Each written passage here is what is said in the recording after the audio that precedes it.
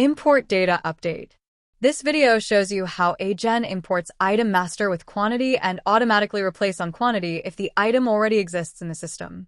If you look at the last line of data, item code 6233848, cotton jersey fitted sheet S, the quantity is 17.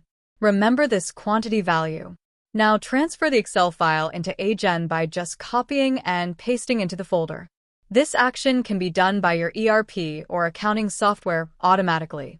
The data will be automatically imported into AGen and displayed on the screen. Now you look into second Excel file the item code 6233848, cotton jersey fitted sheet S. The quantity is 999. If your required data automatically updates the existing data onto your existing records in AGen, now look at the screen. By copying second time the same data, item 6233848 quantity will become 999, while other records still maintain the same value.